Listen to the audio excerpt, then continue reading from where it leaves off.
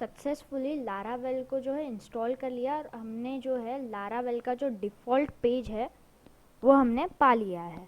अब बात आती है कि हमने ये जो है मैंने लारावेल का प्रोजेक्ट बनाया था ट्यूटोरियल नाम का। अब इसके अंदर कई सारे फाइल्स और फोल्डर्स है। अब इस वीडियो में हम लोग इसी फाइल्स और फोल्डर्स के बारे में डिस्कस करेंगे। अब अगर आप हर एक फोल्डर को डिस्कस करेंगे तो आप बहुत ही ज़्यादा कंफ्यूज हो जाएंगे अगर आप बिगिनर हैं तो आज की इस वीडियो में हम वही फोल्डर और फाइल को डिस्कस करेंगे जो इम्पोर्टेंट है और कोई भी बिगिनर को पता होनी चाहिए। तो सबसे पहले जो फोल्डर हमारे सामने आता है वो है ऐप। अब जो मेन फोल्डर है ना वो ऐप ही है, क्योंकि यहाँ पर प्रोवाइडर्स है और फिर अगर आप HTTP फोल्डर में जाओगे तो यहाँ पर आपको कंट्रोलर्स का फोल्डर मिल जाएगा और इसके अंदर एक कंट्रोलर की फाइल है। अब कंट्रोलर्स क्या होता है अगर आपको ये नहीं पता तो आपको जो है मेरे चैनल पर जाना है। प्लेलिस्ट में मैंने ऑलरेडी बना ली है एक playlist Laravel 7 complete course in Hindi, और आज का जो वीडियो है ये थर्ड वीडियो होने जा रहा है। और जो फर्स्ट वीडियो था इस प्लेलिस्ट का, इसमें मैंने बहुत अच्छे से एक्सप्लेन किया है कि MVC क्या होता है और वो वर्क कैसे करता है। तो अगर आपने ये वीडियो नहीं देखा है, बस 4 मिनट का है, ये देख लीजिए और फिर यहाँ इस वीडियो पर आइए वापस। अब जो कंट्रोलर्स की फाइल है वो यहाँ पर है। तो इस वीडियो में हमने डिस्कस किया था कि कंट्रोलर्स क्या होता है। वो जो है मॉडल और व्यूज़ के बीच में एक फाइल होती है जो सब कुछ कंट्रोल करती है। तो आपको ये वीडियो देखना बहुत ही ज़्यादा ज़रूरी है। तो यहाँ पर जो है कंट्रोलर्स की फ़ाइल वगैरह है, तो ऐप जो फोल्डर है बहुत ही ज़्यादा इम्पोर्टेंट है। इसके बाद में अगर हम कॉन्फ़िग के फाइल में आएंगे, कॉन्फ़िग फोल्डर में आएंगे, तो यहाँ पर जो सारे कॉन्फ़िगरेशन के फाइल्स है वो हो गए। जैसे अगर आप SMTP सर्वर को अपना ईमेल डालना चाहता है SMTP सर्वर से, यानी अगर कोई भी फॉर्म में डिटेल्स एंटर करता है, जैसे कॉन्टैक्ट फॉर्म में कोई भी डिटेल्स एंटर करता है तो वो डायरेक्टली आपको ईमेल होकर आ जाएगी। तो वो यहाँ पर फाइल है mail.php नाम की। तो यहाँ पर वो सारे कॉन्फ़िगरेशंस हैं। इसके अलावा यहाँ पर डेटाबेस की भी कॉन्फ़िगरेशन फाइल है। अगर मैं VS कोड में जाऊँ और यहाँ पर आपको जो मैंने जो है ये जो सारा फोल्डर है, ये जो ट्यूटोरियल नाम का फोल्डर है ये मैंने VS कोड में ओपन कर लिया है। तो यहाँ पर ये ओपन हो चुका है। तो अगर यहाँ पर मैं जाऊँ कॉन्फ़िग के फाइल में, तो यहाँ पर database.php की फ़ाइल होगी। तो ये जो कॉन्फ़िगरेशन फ़ाइल है यहाँ पर सारे डेटाबेस की कॉन्फ़िगरेशन सेटिंग्स होगी।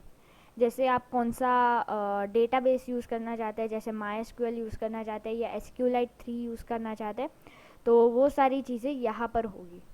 तो और डेटाबेस का नाम क्या होगा, अगर आप MySQL यूज़ कर रहे हैं तो डेटाबेस का नाम क्या होगा और पासवर्ड वगैरह वो सब चीज़ें आप यहाँ पर सेट कर सकते हैं। अब अगले जो वीडियोस होंगे हम यहाँ पर देखेंगे और हम इस फाइल को भी एडिट करेंगे। इसके अलावा जो है हमारे पास अब बात आती है, अगर मैं यहाँ पर टर्मिनल में जाऊँ और यहाँ पर रन करूँ PHP आर्टिसन सर, तो इससे होगा क्या कि जो सर्वर है वो स्टार्ट हो जाएगा और वेबसाइट जो है डेवलपमेंट मोड पर स्टार्ट हो जाएगी। तो ये कभी कभी टाइम भी ले सकता है डिपेंडिंग ऑन योर PC के स्पेक्स वगैरह क्या है। गाइस, तो जैसे कि आप लोग देख सकते हैं यहाँ पर जो सर्वर है वो स्टार्ट हो चुका है, डेवलपमेंट सर्वर, और ये जो है पोर्ट 8080 पर स्टार्ट हो चुका है। तो यहाँ पर मैं लिंक को फॉलो करूँगा और ये जो है क्रोम में ओपन हो जाएगा। तो जैसे ये पेज लोड होगा तो यहाँ पर मुझे लारावेल का डिफ़ॉल्ट पेज दिखेगा। अब अगर आपने अभी तक लारावेल को इंस्टॉल नहीं किया तो ये वीडियो प्लीज़ देख लेना। यहाँ पर अब ये पेज जो आ चुका है, ये जो डिफ़ॉल्ट पेज है, ये कहाँ से आ रहा है, यानी इस फाइल का सोर्स क्या है। अब यहाँ पर अगर मैं व्यू पेज सोर्स करूँ तो यहाँ पर ये सारा HTML तो लिखा हुआ है, ये कहाँ पर लिखा है और ये फाइल हमें कहाँ पर मिलेगी। तो अगर हम जाते हैं रिसोर्सेज के फोल्डर में और यहाँ पर अगर हम व्यूज़ में जाते हैं तो यहाँ पर हमें दिखता है welcome.blade, और वही जो फाइल अगर मैं VS कोड में ओपन कर लूँ और रिसोर्सेज में, व्यूज़ में और welcome.blade.php, तो यहाँ पर वही HTML का कोड मुझे दिखाई दे रहा है।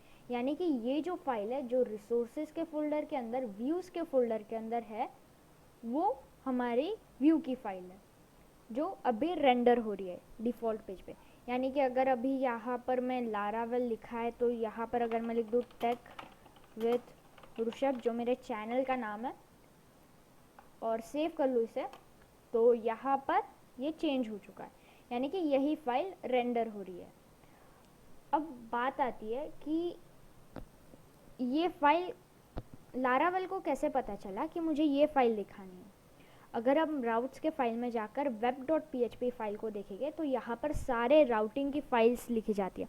अब लारावेल की बात ही सबसे सही बात मुझे यही लगती है कि लारावेल बहुत ही आसानी से हमें जो है URLs को हैंडल करने देता है।